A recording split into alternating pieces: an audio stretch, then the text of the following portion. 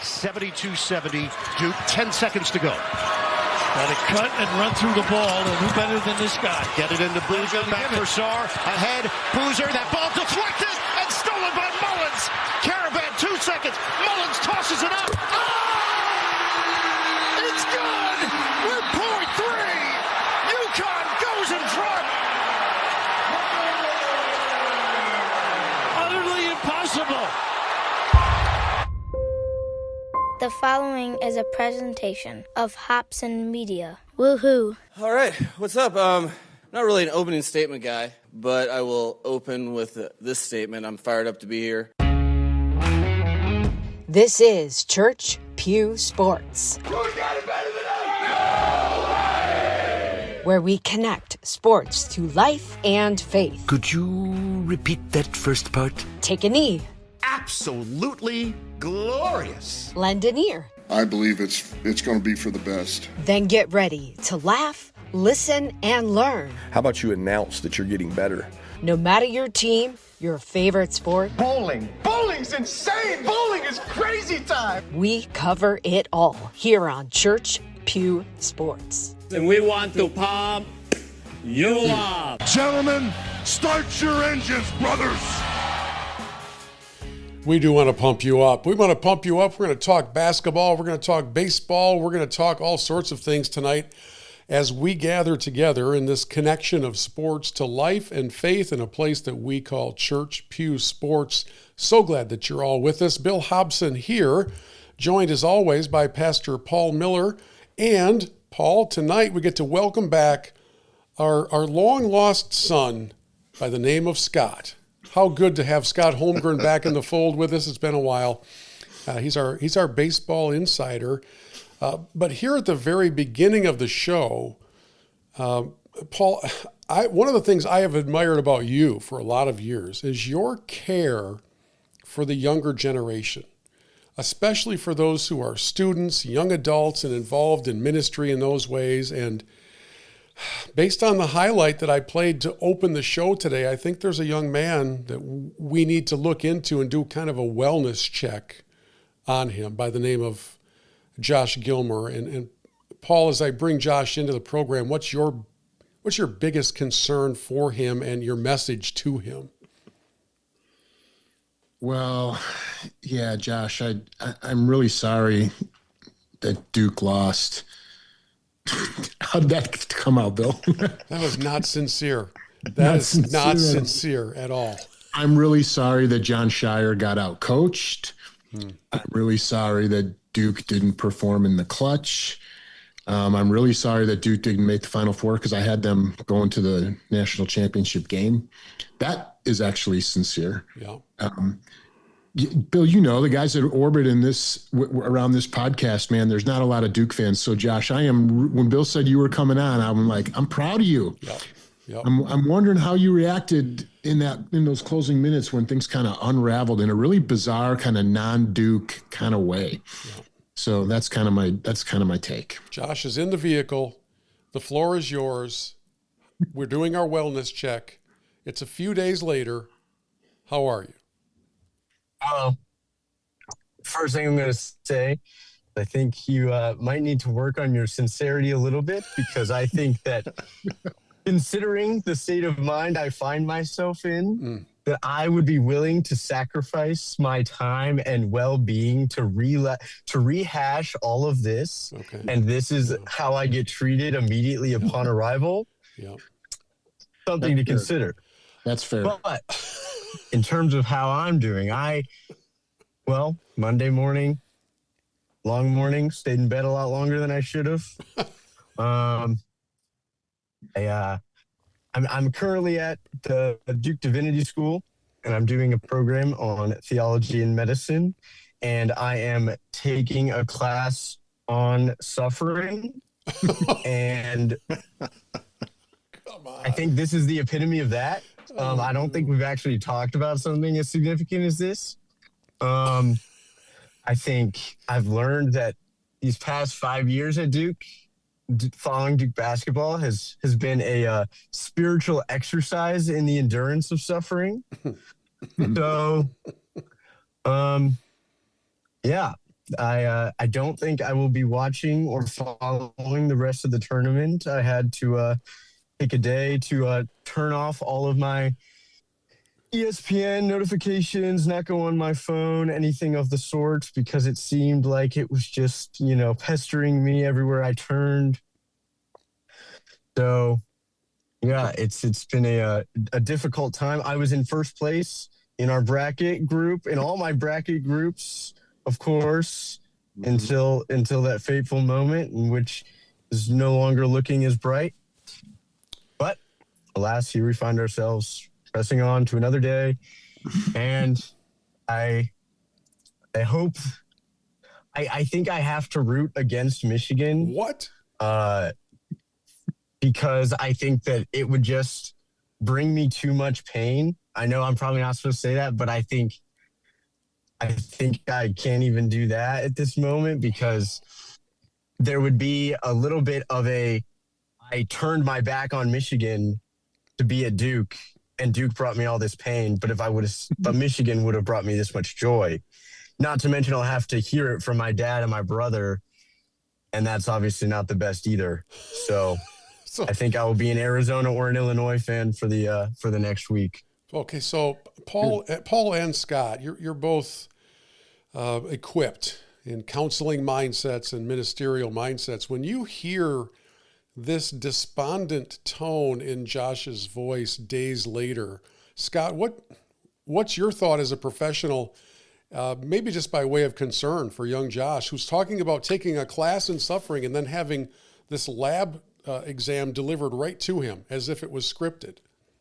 Yeah, consider it pure joy when you face trials of many kinds. James is very, very forceful, and I think Coach K would say the same thing too. I have utmost respect for Coach K as he watches on in great sadness, I'm sure. But, I've got your back because I'd pick Duke to win it all as well. So, sorry. Yeah. Josh, what's the level of pure joy that you are experiencing and counting? I can't say I think I am. So I'm still waiting to see where the joy comes from this. In the morning. Joy I'm sure comes it will in the come morning. at some point. Yeah. Yep. It's been 3 mornings. Still waiting on the joy, but I'm sure it'll come. So yeah. We shall see how things go. Yeah. Speaking of waiting, part of the theater that played out with this improbable turn of events was really well described by the Duke radio team. And I've got a question for you. Since you turned your phone off, you probably haven't even heard this, but I'm just going to play it for you just in case. This is the call of your home team play-by-play broadcast that has some follow-up questions are necessary, so here it is. Get it in, they do for Boozer. Bobbled it, back for Sarr, needs to get rid of it, does for Caden. 7 seconds, try to throw it ahead, deflected, stolen by Connecticut. 2 seconds, it's Mullins up top for the win. Oh, he hit it. With 0.3 of a second to go. Malachi Smith ran off the bench. That should be a technical, but with 0.3 of a second to go, Connecticut has the lead, 73-72. So my question for you, Josh, is the part where he throws in that should have been a technical. Is there any part of you that's clinging to that perceived injustice at the very end of the devastation? I had not heard that clip. Really? I'm actually surprised. I think, no, like I said, I couldn't follow. I'm not a sports fan for the next week. I just can't invest myself at all. But I am not one to make excuses. I normally speak for things that I think are true justice. I will not speak on this because I was so, flabbergasted by the shot. I wasn't paying attention to the bench. Now that I've heard this clip, I might watch it over, see if it changes my mind. But initially, I think it's rather, grasping at straws. But I haven't seen it, so I'm not going to speak on it. So yeah, Josh. Here's my serious actually question. I kind of referred to it a minute ago. The way that game ended was so non-Duke like. Like the guy, I forget who it was, Boozer could have just held on to the ball and gotten a foul. and gone to the other end and taken some free throws, and the defense could have regrouped, and they probably would have won the game if he had done that. And I was thinking to myself, in all seriousness, Shire's going to learn from this, and he's going to be a better coach next year because of what just happened. Now that's not like, doesn't make it any better, but would you concur that maybe is the silver lining, that the coaches learn from this, and the young guys on Duke are going to come back next year and be that much more motivated, I guess? I don't know. Well, I think it could be.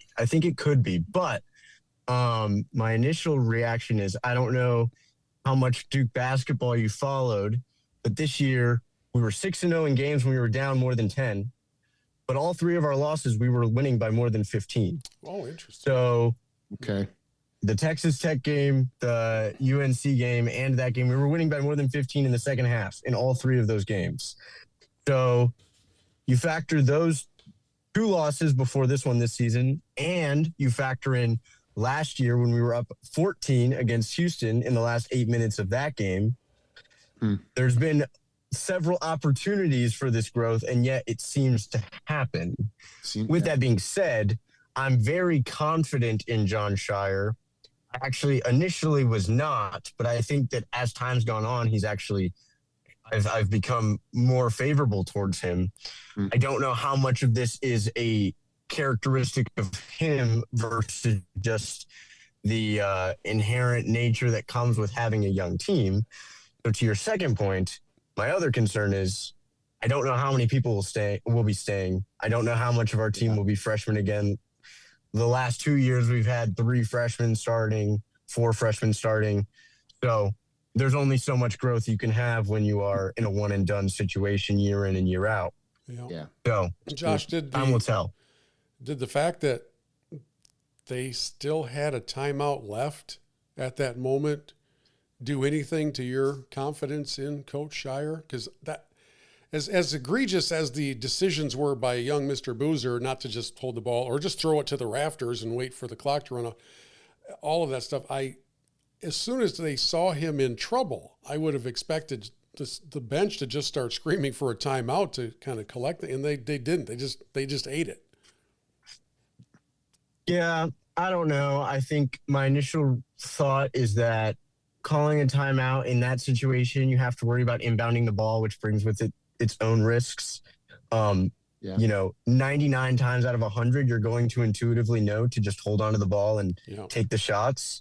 So I don't think that the situation was so ridiculous to begin with that I don't really fault him for not calling the timeout when they found themselves, because it was so much of a scramble. And beforehand, I don't think there would have been any reason to. So I don't really have much of a problem with that. I know some people do, but I think it's fine. Well, Josh, we appreciate you coming on, and hopefully this little conversation has been cathartic for you, and somehow, in some small way, the beginning of healing. My last question for you is, because you did go, media blackout since you blacked out after the game, have you seen the UConn coach Hurley's head rubbing moment with the official after the shot was hit? Have you seen that clip anywhere? Yes. Okay. I did see that clip. That was one that became unavoidable to me because it was being thrown in my face. I also think that is somewhat of a grasping at straws situation. I was a little bit questioning it at first until I saw the referee, who's a very well-known referee and actually usually a very favorable Duke referee. Who isn't? Not now, sure. Bill. Sorry, too soon. But with that being said, he even said that it wasn't anything, and so if he says it's nothing, I'm not gonna question it either. Well, good for you. I am a realistic. I'm not gonna go try find all these sorts of things. Not like the JT Barrett was short situation, which that I'll die on. But he was. Yeah, good call. Yeah, this is one that I feel like there's so many other things in this game that went wrong that to try to, pick out something just makes you look weak. Well, Josh, it's only Wednesday as we record this podcast, and you have all the way until Saturday evening to come to your senses and come over to the Maize and Blue and hitch yourself to a potential champion and get back in it. And that way, your own family won't have to turn on you. You can all be on the same train, headed in the same direction. So I'll just kind of leave you with that and encourage you to think that through. You know, it's our think about it moment. Come on over to the Maize and Blue. We'll see what happens. It's completely non-committal. I know you have to go. Thanks, Bud, for checking in. Really appreciate it. And good to see you, Josh. If you need to pop back in during the podcast, just pop back in, same link. And if you think of something you just need to get off your chest, we'll stop our baseball talk. We'll do whatever it takes because this is a show that cares, Josh. And if nothing else, we care about Duke. You haven't up to this moment, but I appreciate the sentiment. We care about you. We care about you. And yeah, that seems a little more accurate, but I appreciate it. All right. See you later. See you, Josh. That is our official Church Pew Sports wellness check on Duke graduate student, Josh Gilmer. And I'm glad we did that, guys. Thank you for your forbearance in a baseball-themed podcast episode. I think we had to do that. So I don't know. I hope it helped a little bit. Now, as we turn our attention to the world of baseball, we're going to start with this. So the call from C.B. Buckner is that Jake Bowers missed first base and then was tagged out. Not that he made a move to second base and was tagged out, that he flat out missed the bag. And I think that is a horrendous call. Where is C.B. Buckner looking? He's not even looking at it. Why would he even say that? C.B. Buckner was not even looking at the play. He stepped right on top of first base. I'm not sure what C.B. Buckner's looking at there. That's ridiculous. Well, I'm really excited for him to have the plate tomorrow.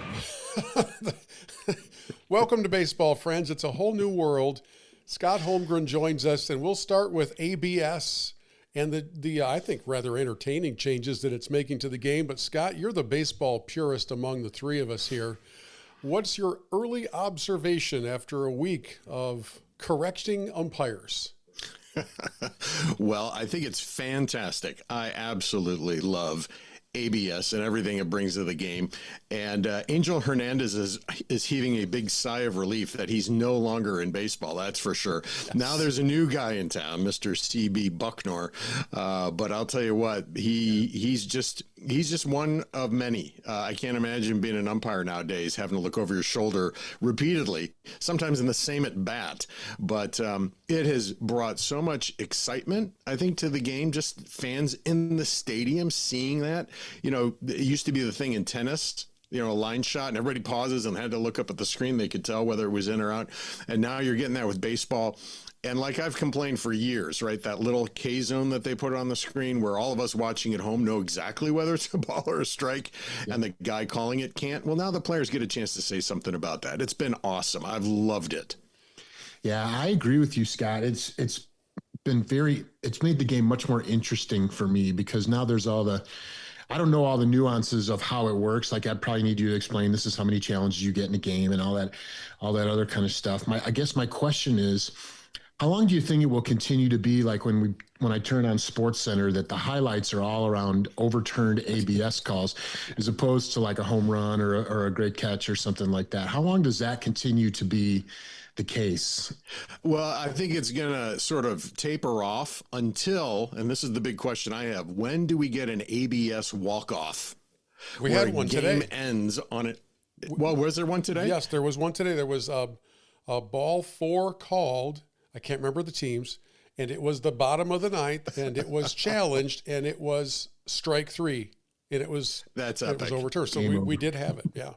That's epic, you know, and of course, once you get to the playoffs, it's permeating, you know, every game, every playoff game. It's going to be wild. It's going to be great. So as we look at the science behind it or the technology behind it, my understanding is, and by the way, for those of you who are kind of on the periphery of baseball fandom, check back in. We got pitch clocks. We got automatic balls and strikes being called. We've got replay stuff, and thankfully it's bigger bases. It's quickly done, bigger bases and all those things.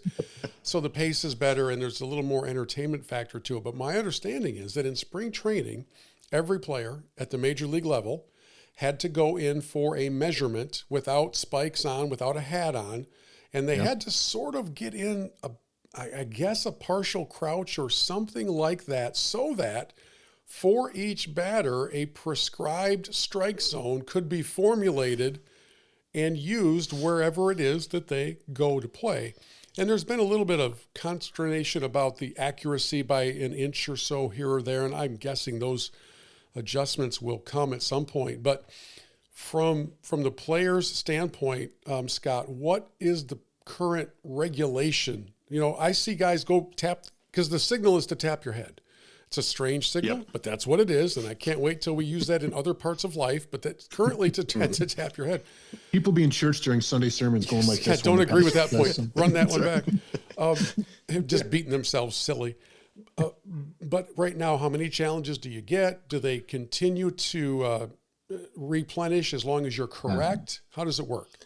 Yeah. Well, let me address the first thing, which I think has to do with the height. I don't know about the measuring and the crouch and all that. I did look and find out right now, currently, the way MLB talks about it is it basically says, given the player's height, the top of the zone is at 53% of the player height, and the bottom is at 27% of the player height. So I think that sort of circumvents some of the, is he crouching too low? Is, the guy squatting down so low to eliminate the strike zone. I think they've just kind of gone with, we're going to keep it mathematical, keep it straightforward. So that's the approach I'm familiar with, what I'm seeing. And the way then the rule works is each team gets 2 challenges. That's it. And if you're correct, you keep it. You keep it. And then if the game does go into extra innings, then I think each new inning you get one. They're not accumulative. So like say they go in the 10th inning, you get one. If you don't use it, 11th inning, you still only get one. So there's some strategy, Paul, that managers have to have conversations with their players, because it would be very tempting for a Javi Baez to go up and just use both challenges because he struck out again. So you kind of got to talk through with your team, listen, we're not doing this, or, we're saving them for later innings. Yeah. So clarify for me, who makes the challenge? Does it come from the dugout, from the coach, or does it come from the player? So there are only 3 people on the field who are allowed to tap the head. Only 3. It can either be the pitcher or the catcher or the batter.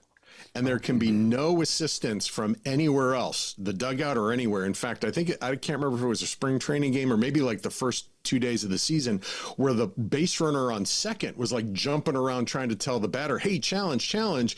And the umpire immediately disallowed it, said, nope, You can't do that. There can be zero help from any other players on the field. And it has to happen like within a second or two. Like as soon as it happens, you wait a beat and then boom, you either signal or don't. So this isn't like the NBA where players can just wildly overreact and look at their coach and say, challenge it, replay. No, we're not going to see any of that.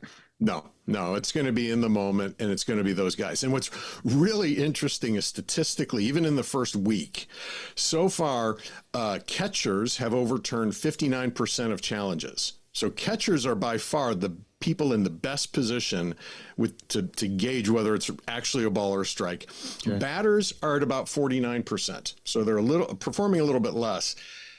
Pitchers have only challenged 5 times in all the games of the past week, and they've only been right twice. So you think about it, pitchers are the least qualified because they want every pitch to be exactly what they want it to be. Yeah. And I think over time, you're going to see pitchers hardly ever do it. I think it's just going to come down to batters and catchers, and they're going to be the ones for tapping their helmets. Well, and the pitcher runs the risk of getting on the wrong side of an umpire, and there are still times when you need that person to be on your side, because there is still some judgment involved in it, even though those recreations of the pitch coming in are pretty hard to argue with. However, there are a few umpires. Well, there's one who's had a really rough start to the season. We played the highlight a moment ago of CB Buckner literally looking the other way at first base and then deciding that the runner must not have touched first base without ever looking. I mean, those radio announcers that you heard were not exaggerating. The replay is quite clear that he's looking off like into the dugout down the first baseline while the play is way over to his right. That wasn't, by the way, that wasn't an example of ABS. That was just replay overturning it. ABS is balls and strikes only, including another rough day that Mr. Buckner had. As Scott said, a team gets 2 challenges. As long as they're correct, though, they maintain those 2. So for Buckner to be overturned 5 times in a game is rough, including back-to-back pitches in this at-bat. It's not pretty. Got him looking, challenge, immediate tap of the helmet. The Reds runners all hold. Batter's challenging the pitch. ABS powered by T-Mobile, that's out of the zone. Listen to that crowd. Here's another one. Now the 2-2. Called strike 3, tap the helmet again. He says it's off the plate away. Here we go. Outside! The loudest cheers of the game. The Reds have hit 2 homers, come on back-to-back challenges. Can you imagine being unable to hide, right? It's not like Buckner can turn and eject somebody or, he can be mad, but he has to kind of be mad at himself. So, Scott, do you see this being modified in any way? Like the one extreme would be every pitch is just going to be monitored by ABS and the ump is not going to make the call. He's just going to communicate the call that comes from the system. Or to the other side, is there some bailout for these guys who would... Buckner's not a very good umpire. We all understand that. But that was an exceptionally bad day. So I don't know how you continue making the calls. I don't know if they set him aside, if they change his position or what, but it's ugly. Yeah. Yeah, no, the purists have always, they've emphasized the fact you can't remove the human element. So that idea of going total automatic electronic balls and strikes, I think people just don't want to go that far with it. This has been so doggone entertaining. You can hear the stadium just erupt with it. The real thing is, what is the umpires union going to do? Like at some point, do they respond and say, hold on, guys, we're in charge of the game. So that's actually where I almost feel there could actually be a legitimate concern, workplace attitude and environment. How does the guy in that role still be able to do his job and have control, sometime managing, the aspects of the game? So I don't know. I don't think the sport is ever going to go fully automated, but they may have to do that, or it's just, okay, here's another mechanism to eliminate umpires who aren't all that great at their job. They already have baseball scorecards. You can go and see every umpire, every game, every pitch, and how accurate they are. And for the most part, they're very good. We're talking over 92, 93%, right? Yeah. So I don't know. It'll be fascinating to watch how this works out during the season. Is there any place else in the flow of the game where review is now a thing? Like, can you challenge he's out at first, or he, slid under the tag, or any of that kind of stuff? Oh yeah, every play is reviewable. I think there just may be some in the rules that are like pure judgment calls, like say interference or obstruction. Mm-hmm. Those calls, I know they look at them at plays at home, like the tag at home, is the catcher blocking the plate or not. They'll do replay to do that, but there are still probably a handful of the more obscure calls that are not reviewable.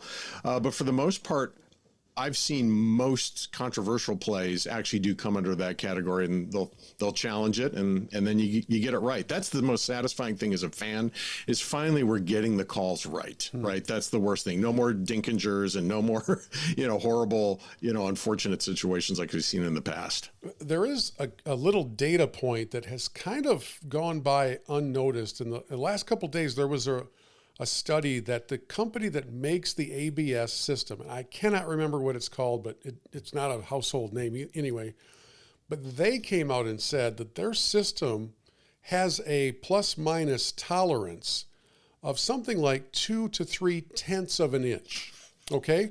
Which is fine. I mean, that's kind of a third of the baseball sort of a thing, which doesn't sound like much, except when you watch some of these ABS overturned calls, many of them, because it shows you the distance, many of them are within that margin of error.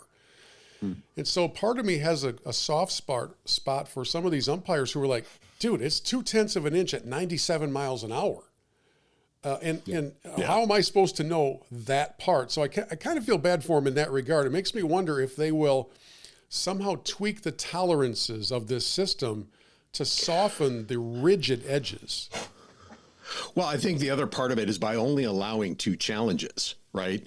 There's a bit of judiciousness that has to be taken into concern there by the team, and what's the strategy, who's going to do it, what's a high leverage situation. So even in that game where CB Bucknor was overturned on 2 consecutive strike 3 calls, he missed many others that same game. You just look at the K zone that nobody ever challenged because the leverage wasn't, the situation wasn't. So there's almost sort of a natural balance there that without it getting too scrutinized and every little detail nitpicked, the ebb and flow of the game, it's still very hit or miss, no pun intended sometimes. There was an opening day, opening pitch, and for some reason in this particular crew, the home plate umpire was working her first ever game. And I really don't know why they put her behind home plate to start things off, but they did, maybe to make a statement.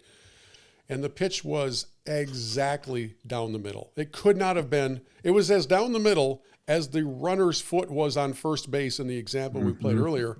And she called it a ball. And so unlike her, it was her first ever pitch in the major leagues, head tap. And then when they show the replay or they show the computer mock-up of it flying in, I mean, you could not have bisected the box any more centrally than that ball was in it. And I was like, oh, we're off and running now. This is going to be the storyline. Like the pitch clock was, I think this is going to be the storyline of at least the first part of this season. Yeah. I think it's great. I think it's helpful. It adds a whole nother dimension to it. And like Paul was saying, like the strategy, like who does it? When is it allowed? What is it? Yeah. You don't want to waste it. How would you like to be in the 9th inning and have a terrible call and not have any left, right? Where the game's on the line. So it adds a whole dimension to it that I think increases audience enjoyment. It makes the game far more discussion oriented and who knows. You talk about the human element, Paul. Let me throw this scenario at you. You're the umpire behind home plate and you've been overturned a few times, but you've also won a couple. So the team that's coming up in the bottom of the 9th is out of challenges and you're ticked off at how many times they've challenged you during the game. And now they have no, right? So they have no recourse left. Now that strike zone might change a little bit. Yeah, we got to hope that that's not going to happen, but we got to expect that it might. There's got to be one more Joe West out there somewhere. There's got to be. Can you imagine Joe West?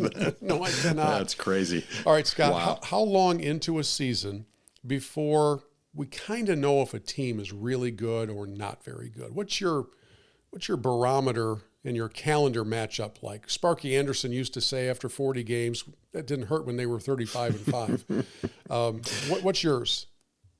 Yeah, no, for me, the season is easily divided into 3 sections. You've got opening day up till Memorial Day, right? So you got the first 2 months of the season.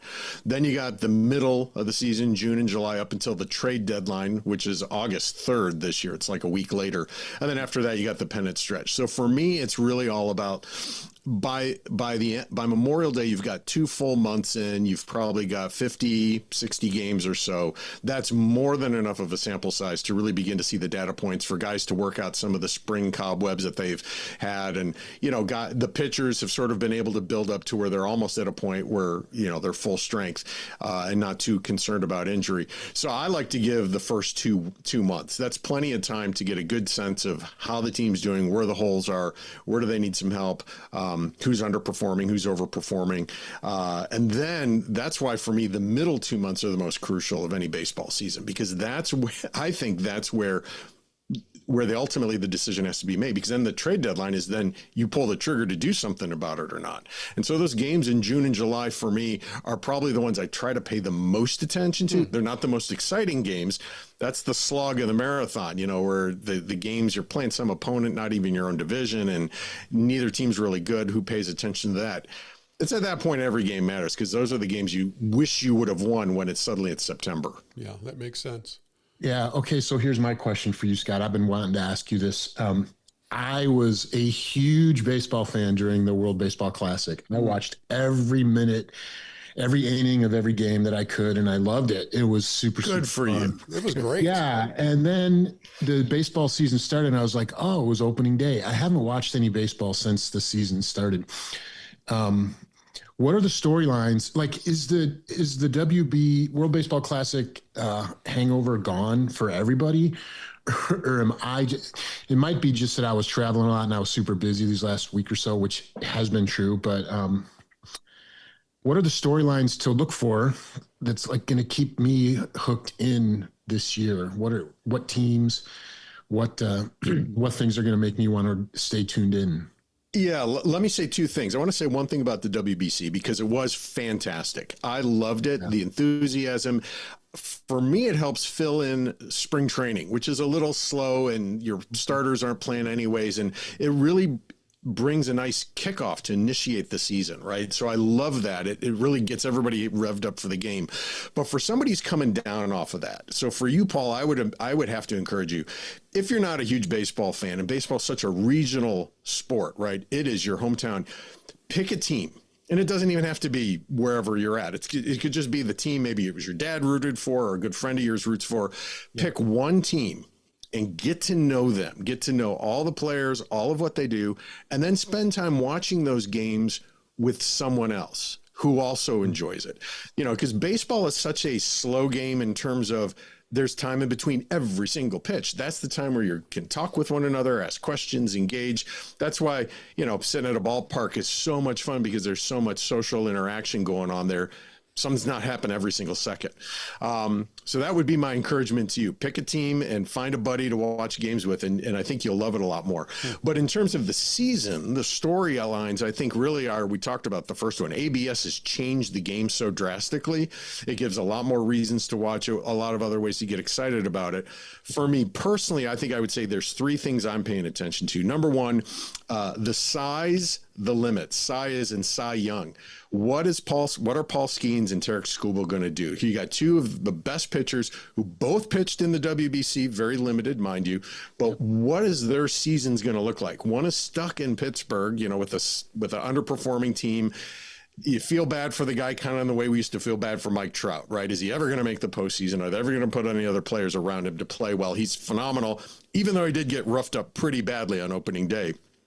And then you got Skubal, who, again, that was the big question. Is he going to stay with the Tigers? Are they going to move him? What's going to happen? So what happens with those two guys, I think, is going to be fascinating to watch to see how that plays out. And so much is dependent upon how their teams do. Secondly, I'd say, is this the Mariners' year?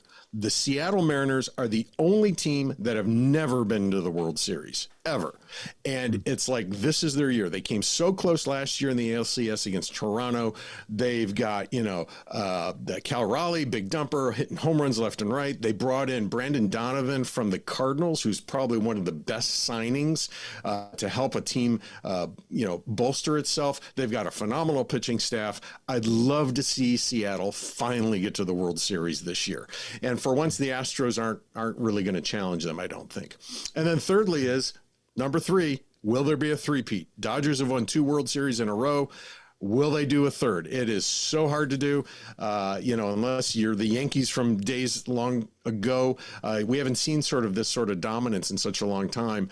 Anything's possible in baseball, but that injury specter just looms out there. It just takes a couple guys to go down to really torpedo a season. So I think those are the big three that I would pay attention to if I was looking at the season as a whole. So, Paul, if you do take the advice of Pastor Holmgren, come on over to the Tigers and watch this kid named McGonigal. Third baseman, first time ever in the majors, off to a really good start on a team that's not hitting at all. Skubal gave up a home run today and lost 1-0. The home run was in the first inning, and the rest of it was nothing. I saw that, yeah. But he's fun to watch. Bill, I think, Paul, you need a PCA jersey. You got to go all Pete Crow Armstrong. Join me with the Cubs, and let's go, Cubs, right? You need to sing the song and fly the W. Let's go. Okay, now, I'm going to just say one thing. I might be a little more pro-Cubs this year because the Cubs games are on what's called the Marquee Sports Network. It's owned by the Cubs. And starting next week, so is my TV show. So we're all in Cubs country. The network reaches across like 5 states, and I'll be rooting for the Cubs because I want more people to watch that channel so they watch our show. Well, I do have to say, like, maybe this could be a season-long conversation is who's going to be Paul's team, I don't know. It's going to be the Cubs or the Tigers, or It's so funny that you mentioned the Mariners because you remember Adam Lightbody, Bill, when he came on and he had the poem that he wrote to the Minnesota Vikings thanking them for Sam Darnold and all of that. That guy's relentless. He texts me like every day telling me about stuff going on with the Mariners. He is more than convinced that this is going to be their year. And so I'm feeling him like luring me in just to be a fan from a distance of the Mariners. So it's going to be one of those teams because otherwise, who am I going to text? Who am I going to talk with? That's the way it's going to work for me, is to have someone that I can say, hey, I'm watching the game. I just saw this happen. What's going, that's what I need. That's definitely what I need. Your adopted employment hometown, though, is Minneapolis. Is there no Twins buzz anywhere in that area? No. There isn't? They don't care? No. They're a non-factor? There's a guy named Kurt Swanson who works with me at the national office for the EFCA, and he is a monster sports fan, and he listens to every episode of this podcast and then comes find me in the office to talk about it every single time. He's the guy that I've gone with to some high school football games and some high school hockey games around here in the Twin Cities. Even he has zero interest in the Twins. There's nothing. There's just nothing.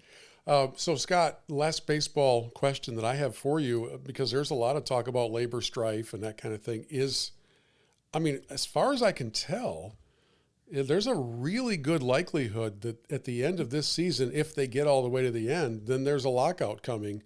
And, one of the reasons the Tigers held on to Skubal is because he may not have anywhere to go after this arbitration year. So what's your thought on where it's headed from a collective bargaining agreement standpoint, and do you think 2026 is going to represent the end of baseball for a little while, at least? Yeah, no. So, the big three issues are salary cap. The owners really want that. But it's definitely opposed by the Players Association. You've got all the media rights and the revenue issues of the media streams and all the networks that were done. And is baseball going to take over or keep farming them out? And then there's the competitive balance issue, which then brings the floor, the salary floor into view. Our team's just tanking and like, hey, you've got the money, spend it on players, put it on the field. And so you've all these issues that none of them are new. We've been talking about them for a long time. But I would say this would be an absolute epic failure for the sport as a whole, because it is surging with enthusiasm. Everybody's loving baseball. The WBC's doing it.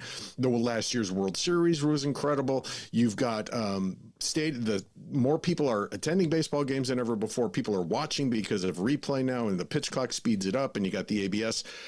Baseball would just be the dumbest. Well, it would be the dumbest decision to not do everything possible. So I'm leaning into the fact that maybe it's greed. They're a little too greedy. They won't torpedo it. They'll figure out a solution because they don't want the season not to continue, which is not the best solution. You want a real solution to the problems. But I am concerned that there could be a lockout, but I don't think it'll happen. Wow. That would be the upset, I think, if it didn't happen, because all indications are that that's sort of the direction things are headed. And I'm a Cubs fan, so I'm an eternal optimist. That's right. I love it. Well, let's move from baseball into our holy discontent. It's time to blow off some steam. Get it off your chest. Rant about what's most bothering you. I got a lot of problems with you people. Now you're going to hear about it. It's time for Holy Discontent. All right, we're going to let you get some things off your chest. Paul, why don't you lead us off? All right, Bill, I'm giving a nod to my friend who bleeds the maize and blue. I saw this presser with Nate Oates after Alabama lost to Michigan in the NCAA tournament. They broke them. And boy, we've over the past several years, we've become familiar with the term word salad. And this is Nate Oates talking about why he should have been allowed to have pro players come back to college and play on his team. And it's just like an epic. It's a mess. It's a mess. It's just a mess. Here we go. When we saw the opportunity, that to bring some size on after all the adversity we went through, after Najee was declared eligible, and most people, including ourselves, thought, they're going to declare Najee eligible, that Bediako would be eligible, and had one judge that thought so. He would have definitely helped the situation with the rebounding. So we tried to kind of shore up the Bristow Collins adversity injuries with Charles, and we would not have gotten out rebounded. I'm gonna let this thing play out tonight had we been able to continue to play him, because him and Sherrill would have played together a lot more, and they can both rebound, but it wasn't meant to be. It's just brutal. That's rough. Hey, man, don't talk about the players that you legally couldn't sign on to your team. They're not on your team, right? Don't do that. And don't use that as the reason you lost to Michigan, who's arguably one of the strongest programs right now in college basketball. And don't mention the one judge who agreed with you, who, by the way, is an Alabama alumni and a booster. Just don't go there, Coach. Just say we lost, they're really good, and I'm sad. Move on. Refresh my memory. One of the players he wishes he had played in the G League, scored points in the G League, came to college, wasn't really all that good, and then lost a case to stay in college. The other player, I believe, was arrested. Yeah. For a DUI or some other. I mean, it's not like the guy didn't pass his exams. He was okay. That's their adversity. That's all their adversity. Well, the world's against them then. Yeah. Scott Holmgren, your holy discontent. You know, my holy discontent, again, going back to baseball, was the unfortunate fact that opening day, Yankees against the Giants, that game was only available on Netflix. Crazy. What are they thinking? Crazy. What are they thinking? That I think every fan should have the option to watch every game. I think there needs to be a better way to do that. That's one thing baseball, even though the sport is very popular now and it's leveraging all the right things, they still haven't quite figured out the broadcast ability. Yeah, you are absolutely That's my only right. discontent. Yeah. More people need to be able to watch it. They're trying to emulate the NFL, and it ain't going to work.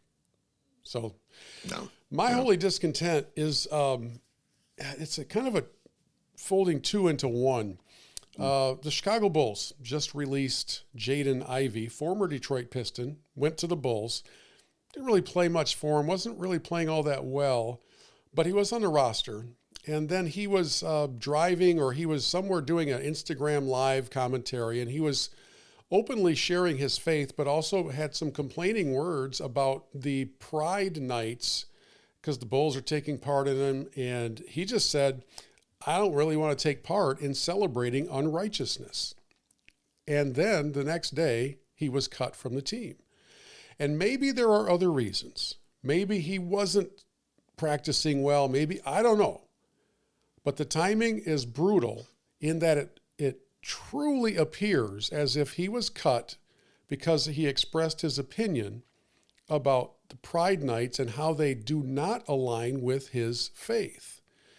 Yeah. Karis LeVert, who plays for the Pistons, came out and said in very clear-cut support of Jaden. He said, Jaden's my guy. We go to church together in the off season. What he said on that live stream, we've discussed before, and I agree with everything he said. I'm prepared to lose my contract for him. We are Jaden Ivey. I'm going to roll that into the fuller picture of my holy discontent, which is sports leagues, the NHL and the NBA, scheduling Pride nights during Holy Week. That doesn't happen by accident, friends. I'm sorry, that does not happen by accident. And if you really want the ultimate example of the sheer lunacy of this crap, the Nashville Predators, that's their team name, had Predator Pride Night this week. Think through those words with me again. Predator Pride. That's what they did. I don't get it. I don't understand what maybe some mental health things that Jaden Ivey might be struggling with, but the statement that he made was abundantly clear. And because he made it, he's currently out of work. And there are several NBA players who have spoken out in his defense, and several other players from other sports, other leagues that have spoken out in his defense. And I would just for what it matters from our little podcast, I would call on league leadership to just try, you're all about sensitivity and inclusion. How about not scheduling these things during Holy Week? Maybe you move it a week earlier, perhaps a week later, but you all have the same calendars we do. And it's appalling to see them do this. All right. I could do another 20 minutes. There's so much to that, Bill. Why is a pro sports team feeling the need to talk about anyone's sexuality? I don't know. Why is that a thing? When is Straight Pride Night? Yeah. I don't know. I have no idea. Yeah. And all of these, we need to have a church pew episode based on political trends. It'll get nobody listening to it, but it'll be good for catharsis. All right, on to that guy. Right now, this minute, today, this week, I am the man!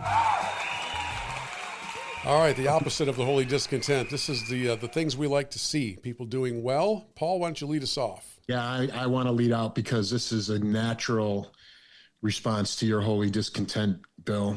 Travion Henderson, Buckeye, now a New England Patriot. I love the way he uses his Twitter because all he does is tweet scripture. Yeah. So when the news broke about the Bulls waiving Jaden Ivey, he quote tweeted that and put in his tweet Matthew 5:10, "Blessed are those who are persecuted for righteousness' sake, for theirs is the kingdom of heaven." That got him in a little bit of hot water with the Patriots, and I don't know if you saw his coach coming out and going, "We need to be inclusive," and all that other stuff. And Travion's response to that was to tweet 2 Timothy 4, where it says, "For a time is coming when people will no longer listen to sound and wholesome teaching. They will follow their own desires and will look for teachers who will tell them whatever their itching ears want to hear. They will reject the truth and chase after myths." Here's what I love about that. He's not arguing and going back and forth with anybody. He's quoting scripture and applying it to the current cultural moment and the things that he's seeing going on in our society that he's not happy about. I just think that's a classy way to stand up for yourself. And you can say what you want about Jaden Ivey and how he represents himself and how he handles his business. I think it's really cool that Travion just says, "I'm just going to put scripture in my Twitter feed and you can deal with that if that's a problem for you." Yeah. So. I watched Mike Vrabel sort of get ambushed by that question at the owners and coaches meetings in Arizona. Yeah. And, he didn't want the question for sure. He started with how much he loves Travion and respects him and all those things, but he eventually comes around to the team statement on inclusivity. And, boy, they are caught between a rock and a hard place, especially in the coaching world with this stuff. Scott, you're that guy. Yeah, that guy is, again, going back to baseball. There was this past weekend, there's a one play. I love Freddie Freeman, plays for the Dodgers. Seems just like a quality guy. He always seems to bring a fun spirit to the game. There was a play where a ground ball was hit to second base. He was the runner on first, and he started to run to first and realized he was dead to rights. He stops, takes a step back, and then in an aw shucks kind of manner walks over to Ketel Marte, who's got the ball, gives him a hug, tags him out for the last. He gives him a hug. "Thanks, buddy." And he walks off. To me, that's awesome, right? It's kind of like those highlights where you expect that maybe on a little league field, but here's grown professional baseball players. They get it. Yeah, they get it. They understand it. That was just so sweet. You can find that one online if you want to look for it. That's pretty fun. My that guy is a Tennessee basketball coach, Rick Barnes. He's been coaching forever, and I don't really know much about him. I've always thought he was, composed on the sidelines at the very least, but he was asked in a press conference about things that he would like to do over again in his life, and here's why he is that guy for me. If I could go back, I've learned a lot more through the rear view mirror than I have looking forward. I wish at their age I would have gone deep in much deeper into a relationship with Jesus Christ. And here's our governor had a great quote a couple weeks ago. He said, "There's very few things in life that matter. We should be about them." And I really took that to heart because, and to me, the most important thing is to love God with all my heart, soul, and mind. And that's where I am right now in my life. He goes on to talk about what their locker room is like and what their practices begin with at a public state university. And if you get a chance to listen to some of his players talk in their press conferences, they're all about it. And I know that's happening with the Buckeye team quite a bit, where they're just basically saying, this is who we are, this is what we're going to do, and you don't have to like it, this is what we're going to do. And that starts with the coach, right? It starts with the coach and works its way through the program. So, yeah, well done, Coach Barnes. And they had a heartbreaking loss as well, but he handled it very, very well, and had that perspective about him, and it carries over to the players. Much like the soundbite we played last week with another coach from a smaller program, where the players were they spent the whole press conference singing his praises for the life lessons he taught them. Man, that's what I want for young men. I want somebody who's teaching them integrity and faith and those important life lessons. So let's wrap things up with our 3-minute message. Homer, I'd like you to remember Matthew 7:26. The foolish man who built his house on sand. And you remember Matthew 21:17. And he left them and went out of the city into Bethany, and he lodged there? Yeah. Think about it. Well, think about it is the operative phrase for the 3-minute message. And actually, it was a kind of a tight competition for me between my holy discontent and my 3-minute message. I could have easily moved the Jaden Ivey situation down here and put Tiger Woods in my holy discontent area, but I really think the message that is connected to what has happened in Tiger's world in the last few days is really, really powerful. It's a debacle. It's a Tiger exhibiting a dangerous combination of addiction and ego and a life foundation outside of Christ.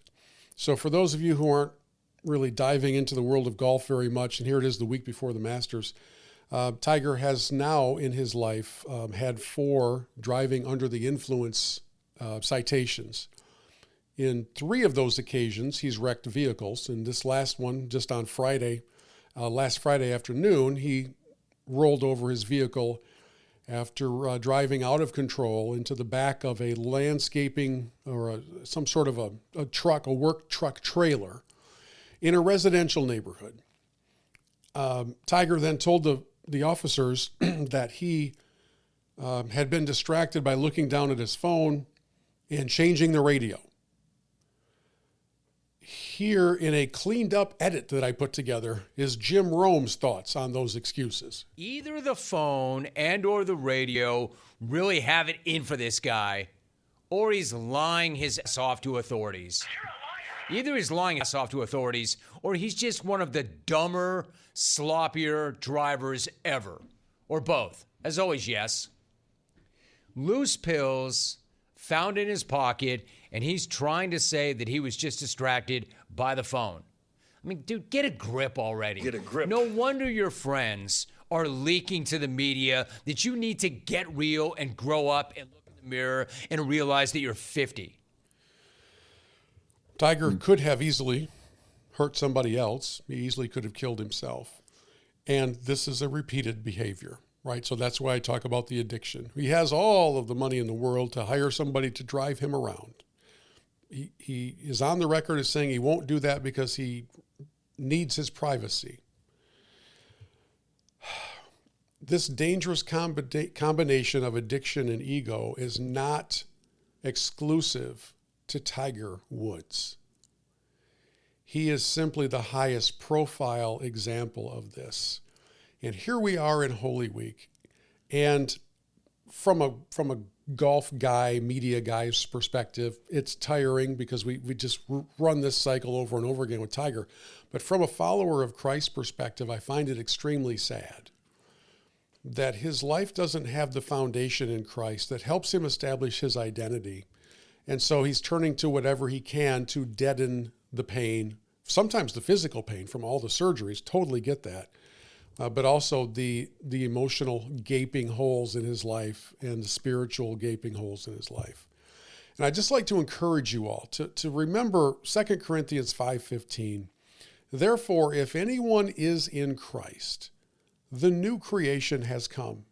The old has gone. The new is here. And probably 4 minutes ago, I played for you the soundbite from Tennessee coach Rick Barnes, who says, if there's one thing I could have done in my life, it would be to roll the clock back and go back to my younger years and invest more of myself in getting closer to Jesus Christ. I pray, I really do, that somebody in Tiger's sphere of influence jumps off of the yes train where they just enable everything because he's their meal ticket to so many different aspects of life, whether it's his agent or other players or members of the golf media who have made all sorts of excuses for him this week. My prayer is that a Paul Miller, a Scott Holmgren, a David Collins, a Josh Gilmer, somebody else with a foundation in Christ would have the ability, the privilege of speaking into Tiger's life, the realities of faith in Christ and a foundation in Christ. And by the way, I pray that for all of us to have that opportunity, no matter if the person's famous or not. But this week, the headlines have been all about him and the disaster that has taken place and will continue to take place until either he kills himself in another wreck or he finds the foundation that gives everlasting life. So that's our 3-minute message. And like I said, easily could have been my holy discontent as well, but I think there's the potential for life-changing impact to come out of that story. So I hope that's what happens in the end. Yeah, Bill, let me add a PS to what you're sharing. It's really good. This is Holy Week. We're recording this on Wednesday. Tomorrow's Maundy Thursday, then Good Friday, and then Easter Sunday, right? Those of us who are in Christ, we know how the story goes. I want to encourage everyone who's going to listen to this podcast between now and Sunday morning. If your plans don't include getting to your church or to a church to celebrate the resurrection of our Savior, I challenge you to do that because that's where hope lies. Our hope is firmly rooted in who Jesus was and always is and what he did for us. So let's not miss this weekend, you know? Yeah, well said. Awesome week. We right now, like on Wednesday, we're in what we would call the tension of Holy Week. Right, we lead into Monday, Thursday, Good Friday. But on Sunday, the tension pays off in an awesome celebration and hope for all mankind. So, yeah, I would echo what Paul says. Scott, it's good to see you again. Thanks for coming on, man. Yeah, thanks for having me. It's a wonderful time of year and lots to talk about. Great to see you guys. We will connect with you all again next week. We'll probably talk some Masters because that's what we have to do at some point. And hopefully, at least in my case, maybe celebrate a national title for my favorite team. But until then, hope you'll check us out online at churchpewsports.com and on Facebook and X. We'll talk to you again next week.